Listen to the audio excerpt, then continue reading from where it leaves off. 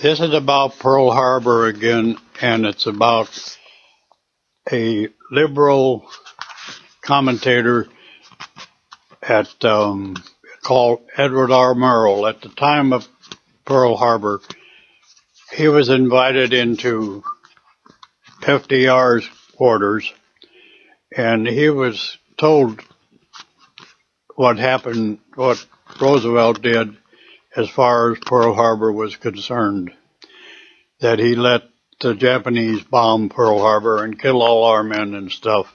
Now, this was told to Edward R. Murrow. He, at that time, was the number one liberal commentator of the news. Now, what happens here, Edward R. Murrow goes home and he tells his wife, I've got the greatest story of my life, but I can't say anything about it. I don't really know what to do. Now, so what I'm trying to say here is that he knew at that time what happened at Pearl Harbor, and he had a choice. He could have told American people what Roosevelt did, and all those young men and that, they would have died anyway, but at least the American people would have known just what type of person FDR was, and he didn't care about our young men and that.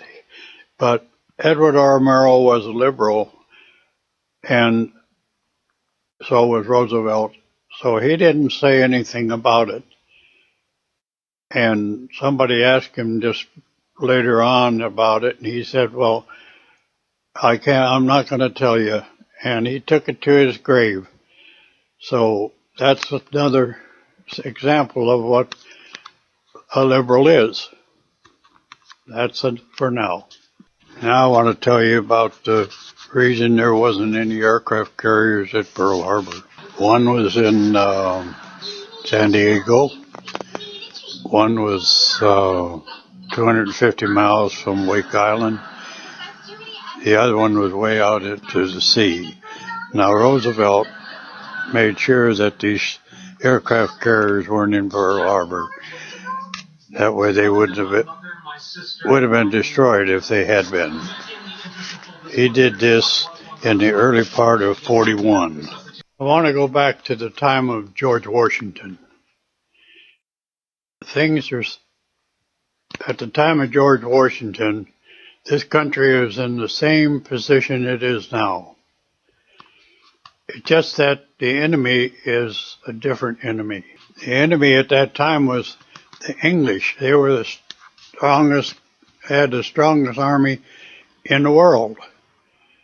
And we had 13 colonies here, and these 13 colonies were being defended by George Washington. Now, what happened with the George Washington situation, George Washington had patriots in his army. Now, these are people from all over the colonies, different nationalities, and then they also were exceptional persons. They loved this country, and they wanted to make sure that it was here for us. So what happened, George Washington on December the 25th, 1776, he took his ragtail army in snowy, stormy weather across the Delaware. And he came back and he made another trip across the Delaware to get his whole army on the other side. Now the Hessians, that was the German army, and they were really the greatest fighters at that time. But Washington was fortunate. That's why I say it had to be a miracle for this to happen. What happened was the Hessian army was sound asleep. They were drunk and sound asleep in their quarters. And what happened, Washington attacked them, and he drove them out. He killed most of them. And do you know, naturally you wouldn't know, but I'm going to tell you that Washington only lost one soldier in that battle. And that's what turned the war around, and England decided to go back home. Now, the reason I know this, like everything else that I have told you in my program, is from a book. A lot of people wrote books about George Washington. Nearly all of them are the same story. So I'm passing it on to you because in our time, as things are right now, our young people don't read books. See, they got all these cell phones and all this crap that they put little messages on, or they call their friends and stuff like that, and they can't afford this stuff, but that's the way our generation is. It doesn't matter if you can afford it or not, you're going to invest in it.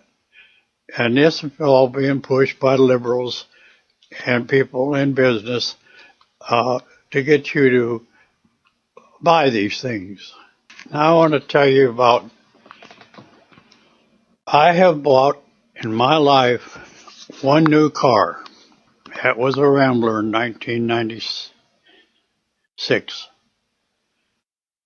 I always go out to the dealerships and I make sure that I get the best deal possible. And then I have my wife come out and look at it and check it. If she agrees with me, then we buy the car. And that's how I'm able to have my house paid for, have money in the bank, and I don't have to pay any attention to Obama because Obama can't hurt me in any way. I received $1,000 from the government on my retirement. I received $450 from the government for Social Security. My wife receives $495, and that's all we receive. I have 15 grandkids,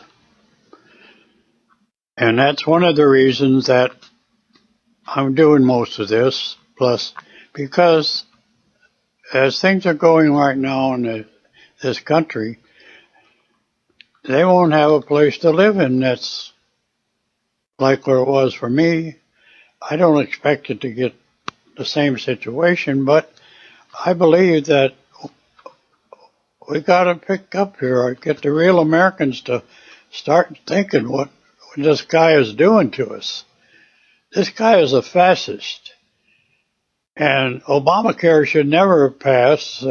Supreme Court are not American citizens as far as I'm concerned because they did something that the Constitution said they shouldn't have done.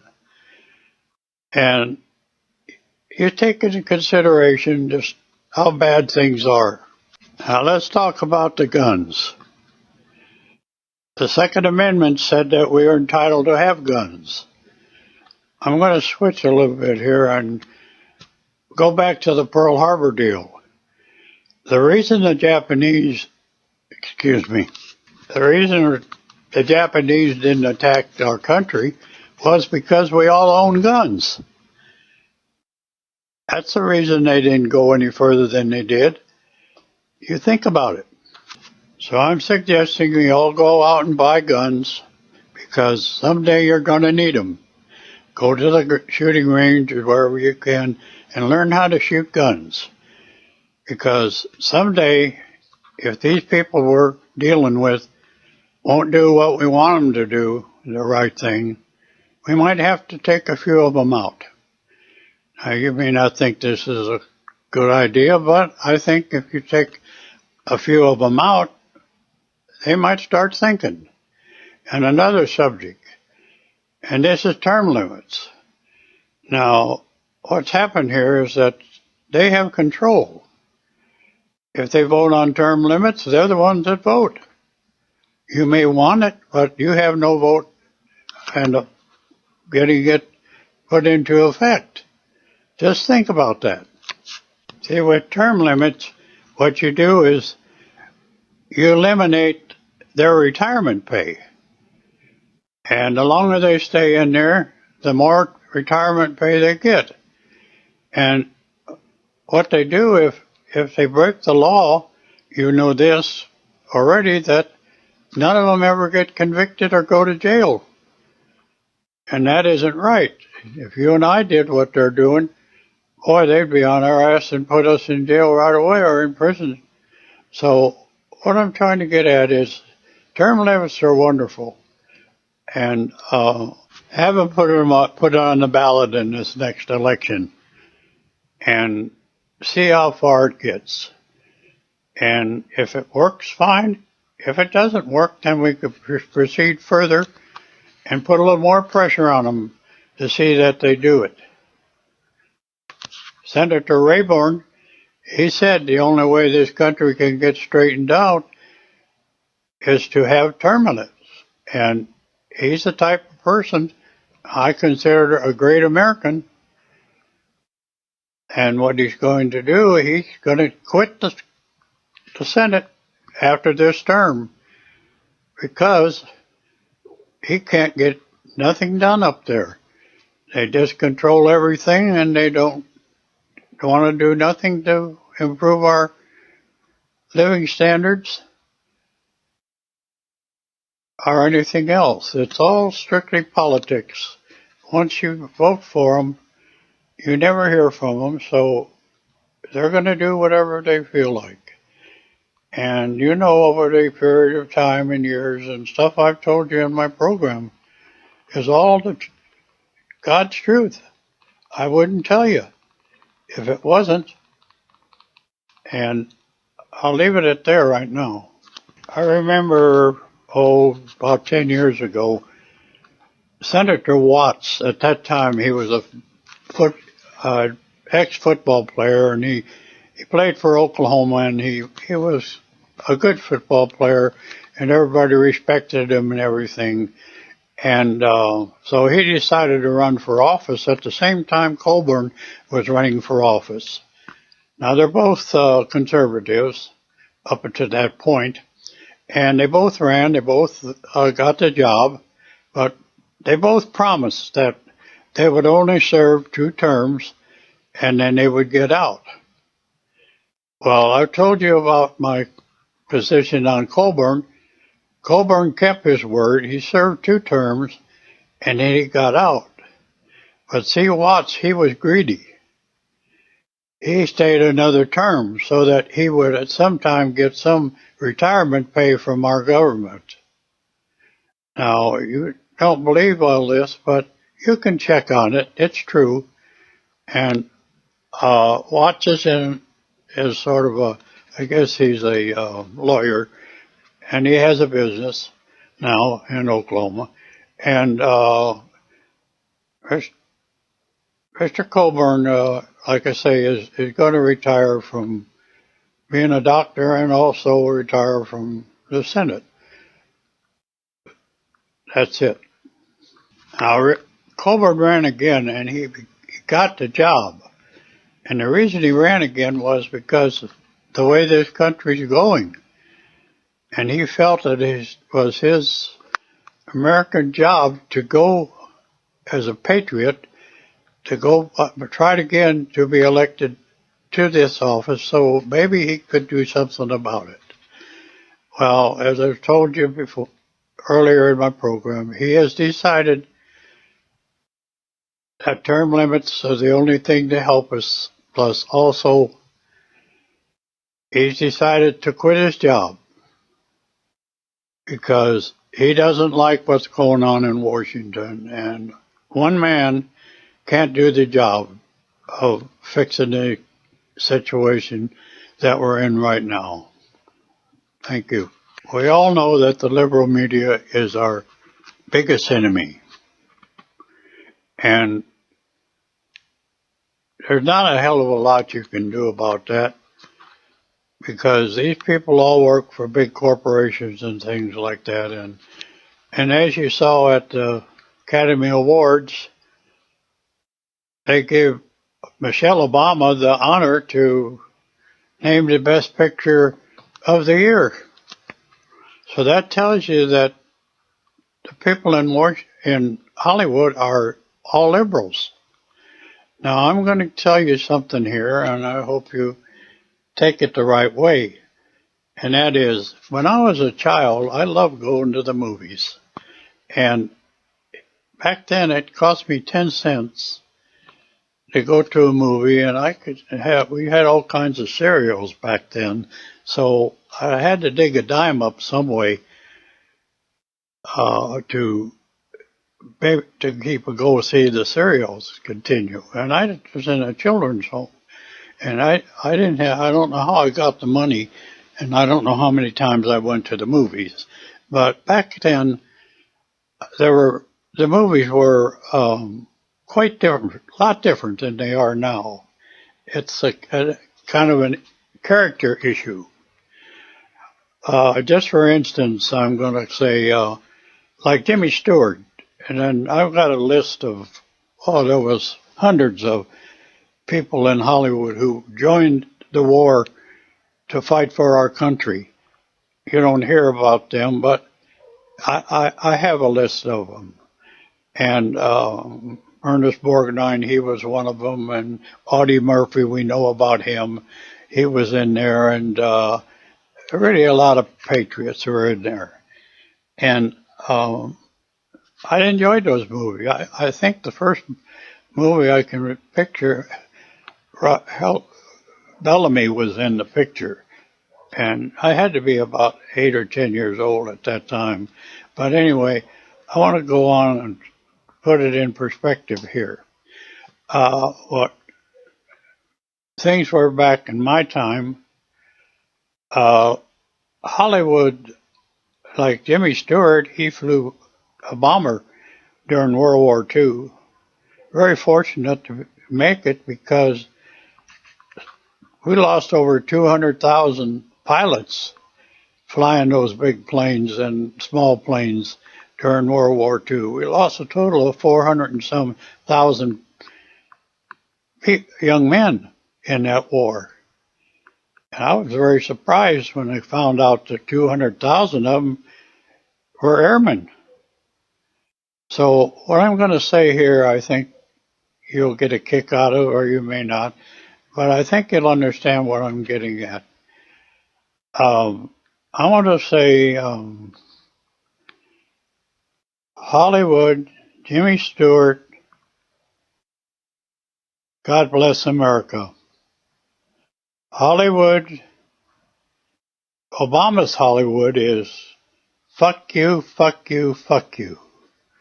Now, you may not like the words I just said, but it's the truth. Watch the movies. Now, these actors, they got no guts at all. I mean, if they, I know they're concerned about their job, but do you have to say those words to our young people in this country? That's what's causing all our problems. It's Hollywood. And the people who are in the music industry, they're ruining it for us too. They're just doing whatever they possibly can to make a whole lot of money and then not doing anything really, as I can see, that helps us get back on our feet. But the movie stars now are just not real Americans. They're just plain liberals, and there's nothing you can do about it because they got all the money and all that type of stuff. Plus, just recently, Obama and our Congress gave them a whole bunch of money to keep running. Now, why do you have to give pork to Hollywood and the NASCAR racers? They got a big bunch of money of pork. Now, this pork, you might wonder where it comes from. Back in 1935, Roosevelt passed the Social Security tax situation. And that money that that law he put in, that money was to be put in a lockbox. Now, we've had chances to put this money in the lockbox over the years, but that's pork. That's where all the pork comes from. See, it actually went into the Treasury. And if it's in the Treasury, that's those people in Washington spend it any way they want to. Now, if it had been put in a lockbox, we wouldn't be having a concern about our old people 2 years from now from getting Social Security. And even though they've known this and they've had chances to start putting it in the lockbox, they still haven't done it. So I think you understand what I'm getting at. We got a bunch of crooks up there, and I'm not talking just about liberals, I'm talking about conservatives too. You elect them to office, they got the power and they can do any damn thing they want to do. And as they're doing things right now, $16 trillion in debt, and Obama wants to raise another trillion for us in debt. And another thing too, a lot of people don't know, you might want to check on it, and that is, we say we owe all this money to China. We don't owe all this money to China, and plus also we're paying an enormous amount of interest on all this money. But there's countries all over this world, you can get a list of it off of the website, telling you what country they are. And we owe money to every one of them. So that's where this $16 trillion is, and we're paying each one of these countries enormous interest on this money, and all this interest money that they're paying is your tax dollars. So think about that. I would like you to go to my Facebook, because a lot of the things I've told you and more things that I haven't told you, I've been working on this for over 6 years, so I have an awful lot of information of things that happened back in that time and even before that. So go to my Facebook and you'll learn a lot more. I want to go back to the Hollywood situation. Have you noticed on your TV you see more black and white than you used to before Obama became president? For example, you see a white man and a black lady, or vice versa. On most programs, new programs, you're seeing gays or lesbians.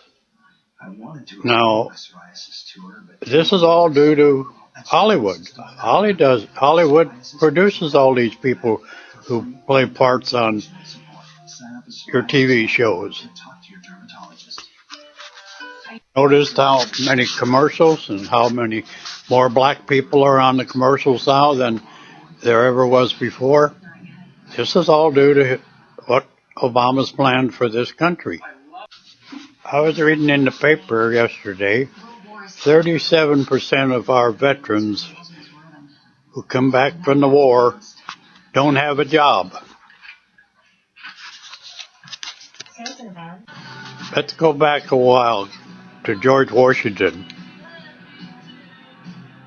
George Washington saved this country for us. Then we had the Pearl Harbor situation. And the Greatest Generation, I think over 5 million people in this country fought in the war. And then they came back home. They didn't speak much about the war because things were terrible over there.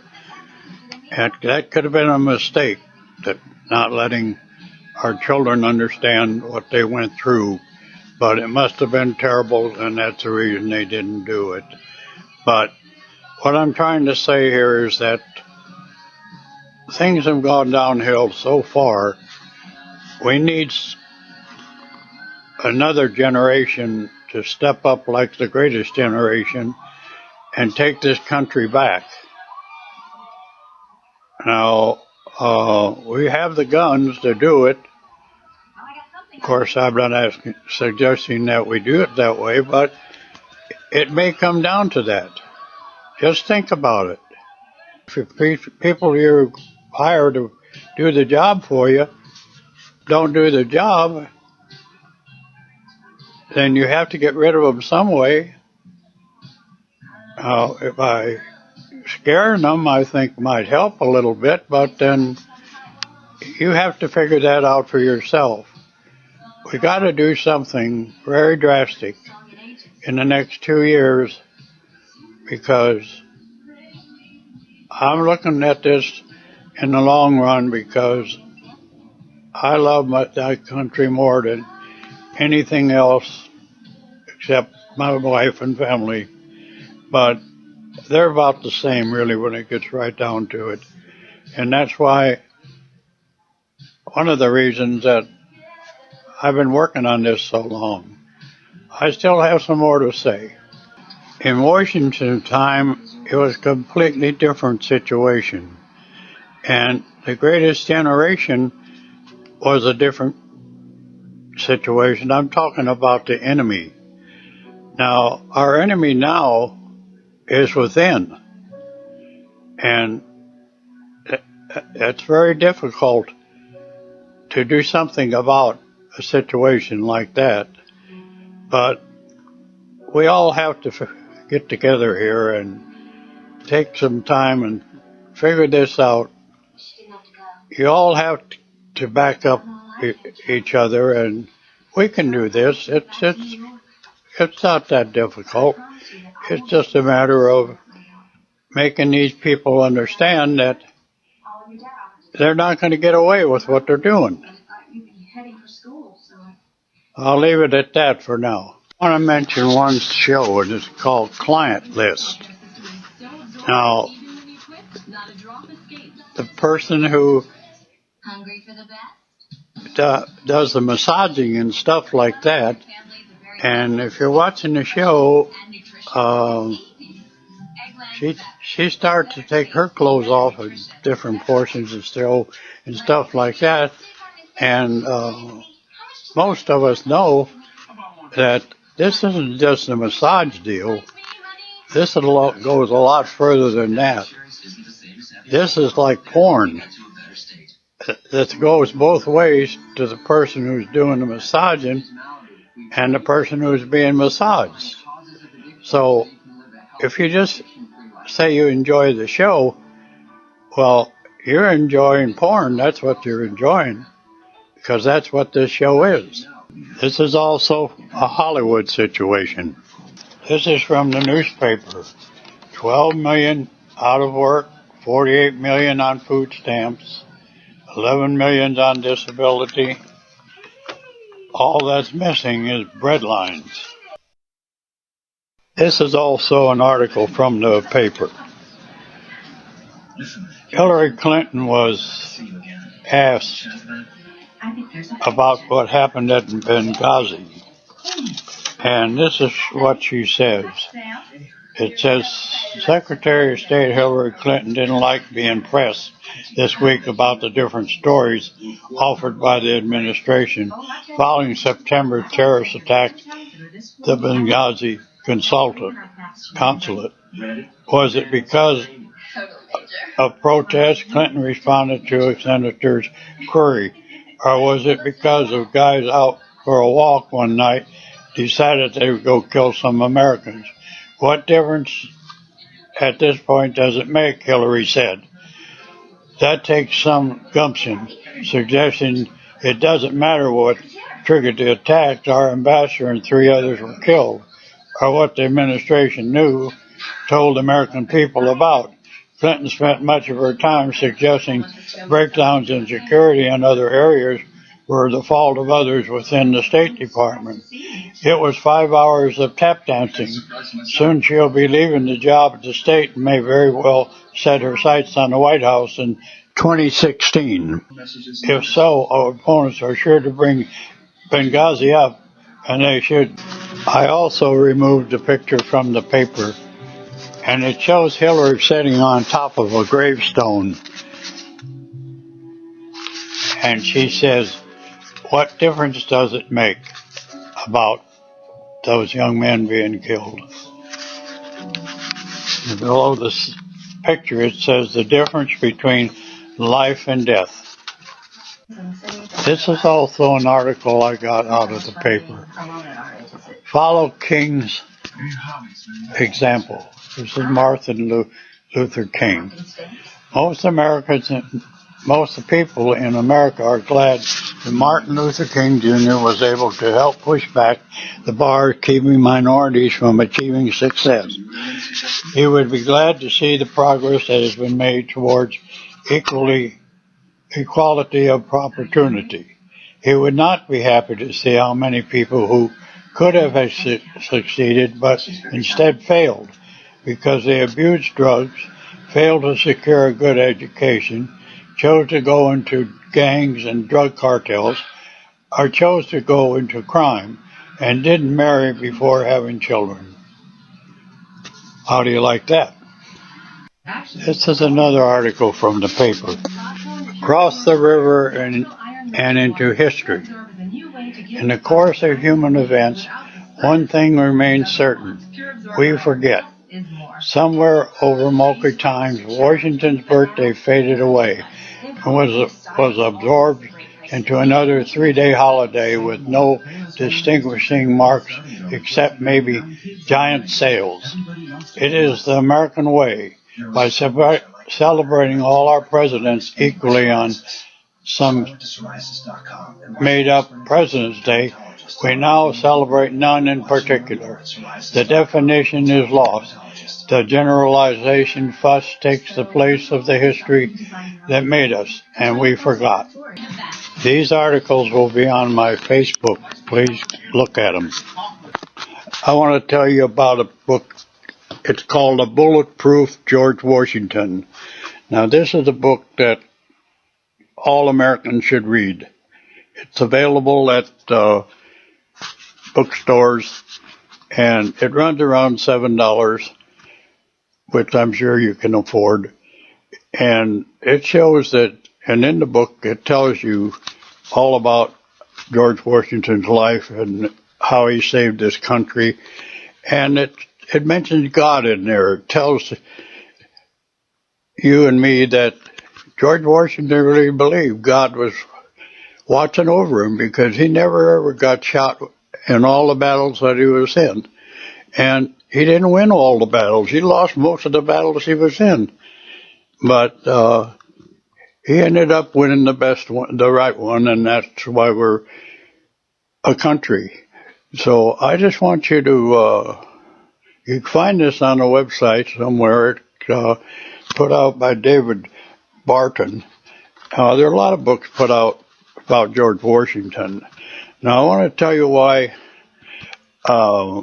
this book is so important. Back in 1934, Roosevelt removed all this information from the textbooks that our children get in school. So most of you out there, young people, you don't have any idea what I'm telling you. So if you're interested or you give a damn about our country, why don't you look on the website or go buy this book.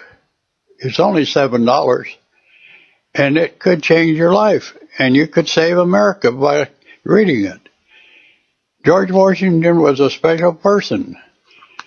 He's the father of our country, and I believe we need to look back at those things. That's what this country's all about. With the greatest generation, too, all these people there, I'm from that generation. I really am sick about what's going on in this country and how we let these crooks take over our country and make it what it is now. It's all about money. So go get that book at the library or have somebody give it to you as a gift or something. Ask them to give it to you like at Christmas, or if you don't want to wait that long, have them give it to you just next week. And this book is still in print, so everybody in the country can get one if they want to. And I think you'll get up the next morning feeling a hell of a lot better than you do right now just by what's in this book. So I God bless you all, and I just hope that you take up on what I'm talking about. Thank you. I want to go back to The Greatest Generation. Hollywood's completely different than it was back during that period of time. I got off the website and I wanted to find out how many people in Hollywood and people in other businesses like baseball players and other athletes and things like that, what they did during that period of time.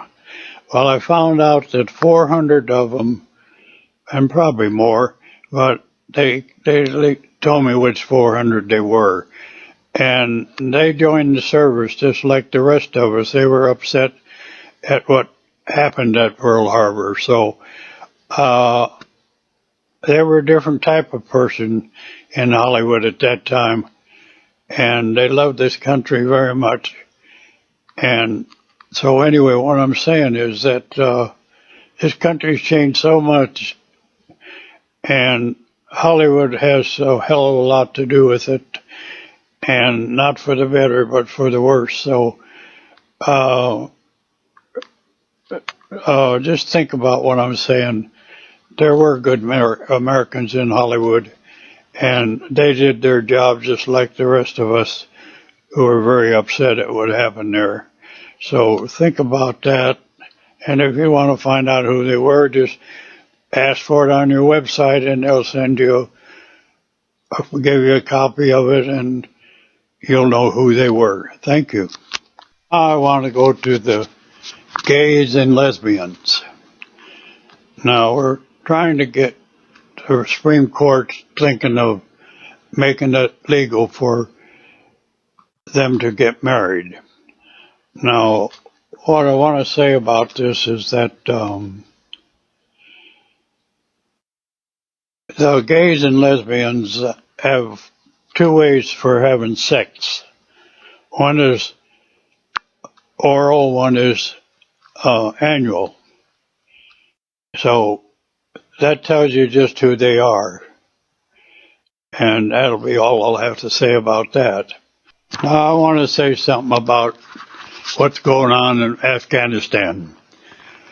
A couple of weeks ago, we had 2 of our soldiers murdered by people who they were helping. Now, we've had probably 40 or 50 of these things happening in the time these young men been in Afghanistan. I want to make a suggestion. I suggest that we take these young men out of Afghanistan and put them on the border between us and Mexico and give them orders that shoot them. That'll keep them from coming into this country. We've got 12 million illegal immigrants in this country, and these shitheads up in Washington, they're not doing a damn thing about it. They just want these votes. That's what they're going for. Their liberals got them the last election, and they want to keep them, so they just, not these people can't vote, actually.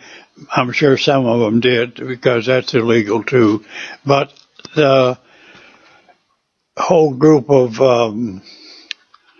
people that have been in this country a long time ago, for a long time, and are citizens and everything, so they go along because of the 12 million illegals in this country. So they vote liberal. And the liberal people are not trying to do anything because they know if they don't do anything and they stay in this country, that means that the Latinos someday will have a lot more votes, and that's where how they're working this whole situation. I have no answer as to how to get these to go back to where they came from, but they better settle it or else this country's in real bad shape. because most of this country right now are people from different other countries. Back when I was young, most people came from Europe. They came from England, uh, Ireland, and France, and places like that. And they were completely different. Their circumstances were that they couldn't enjoy their religion. So that's one of the main reasons they came here, so they'd have freedom of religion. And of course, you know what's happening in this country now. They're taking all this out. And also, I read an article today. This article it says, many will ask, but don't we have a separation of church and state? No, this can't be found in the Constitution. The First Amendment means Congress cannot favor one religion over another. Surely we're all aware of how the attacks on Christianity are hurting our culture, but we mustn't allow it to numb the conscience of our youth. Thousands of our young men who served in the Iraq War and Afghanistan don't have jobs. I suggest that they send those to the border and stop the infiltration of the Mexican people into this country. That way they can be earning a living and also saving our country. I have something more to say about the homosexual deal. In the Bible it says that two men should not lay down beside each other, and that's the same as far as women are concerned. It's a sin. So remember that. Now, you've heard my program, and everything I've told you is the truth. Most of the young people in this country who fought for this country died because of the liberal people. So what I'm trying to say here is I've given you the information. If you don't believe it, go get the books at the library. So the next time you go to vote, make sure you don't vote for a liberal. If you vote for a liberal again, you can kiss this country goodbye, because you can see what's happened since liberals have been in office.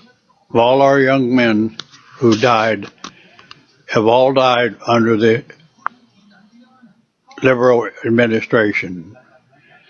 Now, if you want to continue killing our young men, then you vote for the liberals. And I would suggest to you that we never ever pick a liberal president again. And that's all I have to say. There's a book I mentioned to you. There's a lot of books about George Washington out there. If you don't read them, you don't really know who George Washington was. But there is one book I would suggest to you that would really get to the bottom of what Washington really was. It's called Bulletproof George Washington. You can purchase the book at any bookstore, or you can get it on the internet. It runs around $6. And it really is a wonderful book for you to read. The only people in this country that know about this book are people who teach the homeschool teachers. They teach all about American history. See, we don't do that anymore in our schools. I've already explained to you why that's the situation now. So if you're interested, purchase that book. That will really give you an idea of who George Washington really was. Now, if you want to see a picture of the book, it will be on my Facebook. So go to the Facebook, and there's a lot of things there that are interesting that I think will help you decide who to vote for the next time the voting system comes around. Thank you. Back in '96, Bill Clinton gave uranium to North Korea, which made it possible for them to make the atomic bomb. So you may not know that, but then that's the truth, and you can look it up if you want to.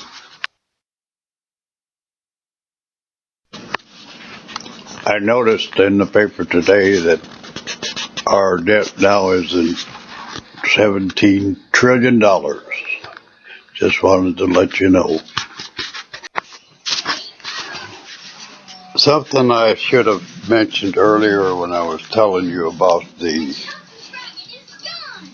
Pearl Harbor deal. The reason the American public didn't know about all of this is because Roosevelt passed the Freedom of Information Act, kept this information hidden so that there was no way for you to realize that what Roosevelt did. It took Stennett from he started out in the 40s to write this book, Day of Deceit, and it took him until 1995 to get the Navy to release this evidence. So that's the reason you haven't heard about this before, and I hadn't either, but I'm letting you know that the Freedom of Information Act is open now and can be read and understood if you're interested. Thank you. This is about the IRS. You've heard the story recently, what they've been doing. They've been picking up on the liberal press, the conservative press, and what I want you to know is that when Obama came into office, he hired 30,000 liberal people and union members. They had to belong to the union to be in the IRS. He hired that many more to check on our money we pay in, and they're the people that been checking on all these conservative companies and stuff like that, like the Tea Party and Patriots and other things that you've been reading in the paper. So that's something you probably didn't remember, because when he first came in, he did a lot of crap. He's still doing it. But I wanted to let you know that's the reason that, and you still haven't found out who these people are, because they want to hide this from you like everything else that they do, like the Benghazi thing they still haven't let you know exactly what happened, and I don't think you have to let us know, because we already know that they know what happened, and also that they were responsible for the 5 deaths up there. So that's all I'm saying about it right now. I want to tell you about another book, and this book has to do with Pearl Harbor. This is a different book, because what it does, it tells the gentleman who is writing this book was actually at Pearl Harbor at the time of the bombing, and he tells you in this story about the secrets that were kept from General Sharp and Kimmel, who were in command of Pearl Harbor at that time of Pearl Harbor, and they were the scapegoats for the FDR and his cronies up in Washington. Now, he tells you the truth, that Kimmel never was notified what happened, neither was Stark. So if you want to get this book, it says, "And I was there, Pearl Harbor and Midway, breaking the secrets." It's about Admiral Edward T. Layton, U.S.N. So if you want to get a better outlook on this Pearl Harbor deal, because when this gets out across the country, and I plan it to happen, there are going to be a lot of people try to say this Pearl Harbor never happened the way I've told you, but he was there, and he's telling you the truth, exactly what happened. Now, I've given you some more information in this program of people in the media who knew this was going to happen, and they didn't say anything about it. So, you got the best information you can possibly get, and I hope that you understand what's happening here. Desperate to see they killed our young men, help him regain his life. And they hid it for years.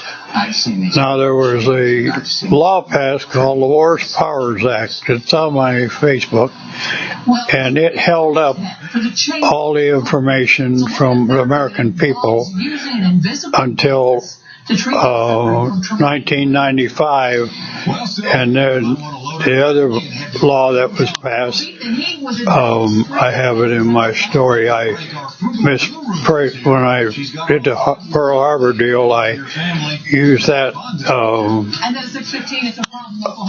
quote. I missed. Actually, it was the one that opened up the information so that the American people would know what happened. Of course, you didn't get that information because it was covered up by our media and our government. So you can fill in the spaces here. Now, I also want to mention, I said Admiral Fitzgerald was the commander at Pearl Harbor. It was not Fitzgerald. I gave you the wrong name. His name was Admiral Richmond K. Turner. This is another article that has to do with Pearl Harbor. Marshall invited 7 newspaper correspondents.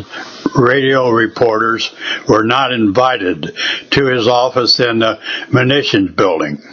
He explained his embarrassment in calling the secret conference and said anyone who did not care to share secrets was at liberty to leave before he started talking.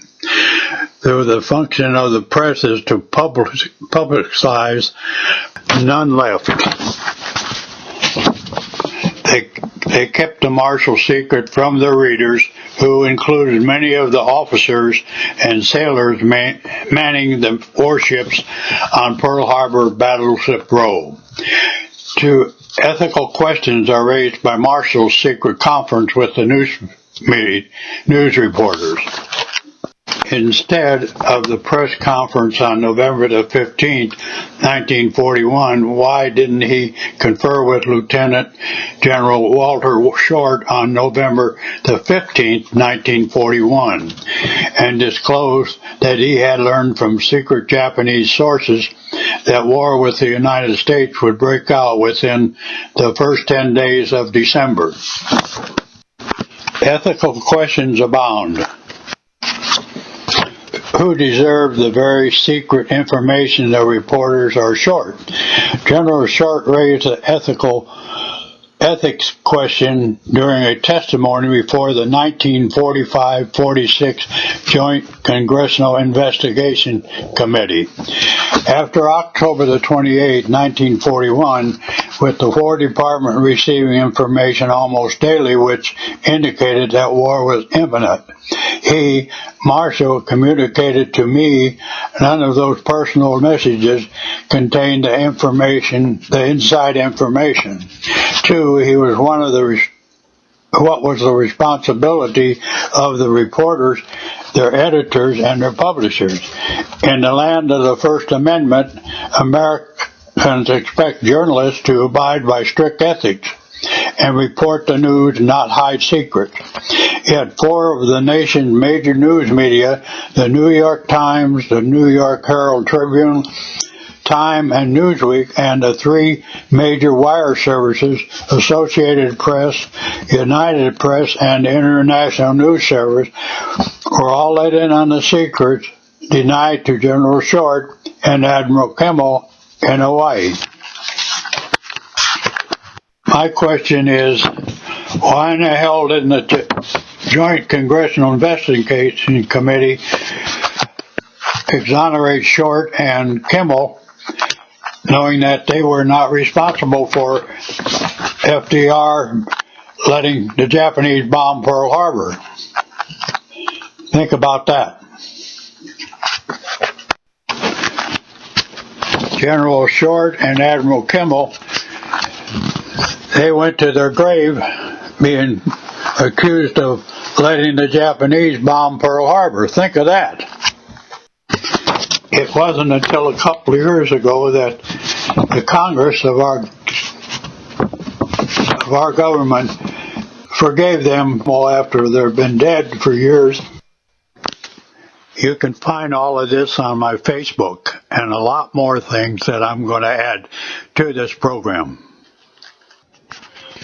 This is the end of my program. I want to let you know that God put George Washington as the first president of this country. Now we turn around and our murdering liberals put Obama in as president. Now, if you want to have a George Washington again, you better start praying, because God's the only one that's going to make it possible. I hope you do. Thank you.